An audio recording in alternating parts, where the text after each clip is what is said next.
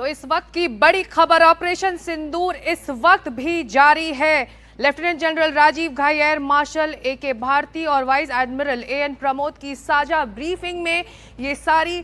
जो बातें हैं सामने आई हैं। अभी भी फ्रंट पर आर्मी कमांडोज को फुल अथॉरिटी दी गई है। अगर पाकिस्तान की तरफ से किसी तरह का भी वायलेशन होता है तो उसका मुंह तोड़ जवाब दिया जाएगा। ज्यादा जानकारी के लिए वहां मौजूद हमारे सहयोगी उमा शंकर सिंह के पास चलते हैं। उमा, बहुत सारा ब्यौरा, बहुत सारी जानकारियां बारीकी से क्या हुआ उन 3 दिनों में सामने आ रही हैं, और सबसे बड़ी खबर तो यही कि ऑपरेशन सिंदूर इस वक्त भी जारी है। उमा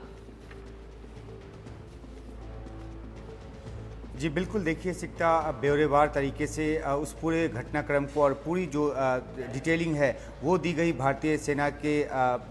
अधिकारियों के द्वारा। अब साफ तौर पे ये कहा गया कि जो टेरर कैंप पे 7 मई को हमला किया गया उसको किस प्रिसाइज तरीके से हमला किया गया, और उसके अलावा न सिर्फ वो हमला बल्कि साथ ही साथ जब 9 मई को जो पाकिस्तान की तरफ से हमला किया गया भारत के ठिकानों पर, उसको कैसे नाकाम किया गया, और उसके बाद किस तरीके से जो पाकिस्तान के एयर बेसेस हैं उस पर हमला करके उसको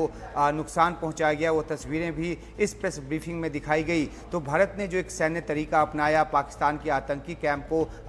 नष्ट करने का, और उसके बाद भारत ने ये एक ऑप्शन दिया था पाकिस्तान को 7 मई को ही डीजीएमओ के जरिए कि वो बातचीत करना चाहें तो कर सकते हैं, क्योंकि इस बात की इतला जो है वो पाकिस्तान को डीजीएमओ के जरिए दी गई थी कि भारत ने इस अभियान को अंजाम दिया है और निशाने पर सिर्फ और सिर्फ आतंकी ठिकाने हैं, न कि सैन्य या नागरिक ठिकाने। इस बात को भी इस प्रेस कॉन्फ्रेंस में कई बार साफ किया गया कि जो पहला 7 मई का जो हमला था वो उसका मकसद किसी भी तौर पर पाकिस्तान के सैन्य या नागरिक ठिकानों को निशाना बनाना नहीं था। हाँ, ये अलग बात है कि जब इसके एवज में पाकिस्तान की तरफ से हमले शुरू हुए 7 मई की रात से 7 मई, 8 मई और 9 मई की रात को, तो जवाबी कार्रवाई के तौर पर भारत ने जो है वो पाकिस्तान के सैन्य ठिकानों को निशाना बनाया और उन सैन्य ठिकानों पर काफ़ी जो तबाही है वो मचाई। तो ये जो जानकारी है उसको विस्तार के साथ रखा गया। कई वीडियो क्लिप्स भी जो हैं वो दिखाए गए। हमारे साथ हमारे सहयोगी राजीव रंजन भी जुड़ रहे हैं, जो कि जिन्होंने कि इस प्रेस कॉन्फ्रेंस को पूरी तरह से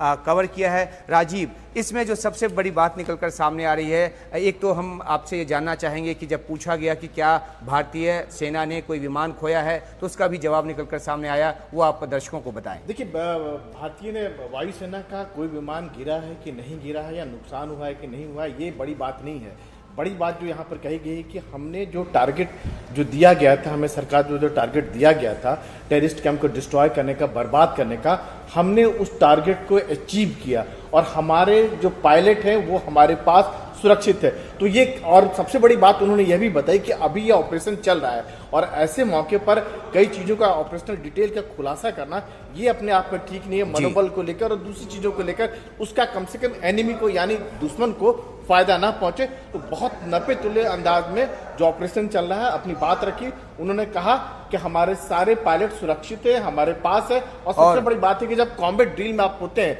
जब लड़ाई के मैदान में होते, बिल्कुल वार लाइक सिचुएशन होते, तो क्या खोया क्या पाया ये मैंने जी बिल्कुल, और इसलिए ये सवाल अहम है राजीव, ये इसलिए सवाल अहम है क्योंकि बहुत तरह की शंकाएं, बहुत तरह के भ्रम और बहुत तरह की जो भ्रांतियां हैं वो फैलाई जा रही हैं। और जब सेना के अधिकारी आज सामने थे तो उनसे सीधा सवाल पूछा गया और उन्होंने जो जवाब दिया और राजीव ने बताया, और ये जवाब दर्शकों तक पहुंचना इसलिए लाजमी है क्योंकि तमाम शंकाओं, तमाम भ्रम पर जो है वो एक लगाम लगे।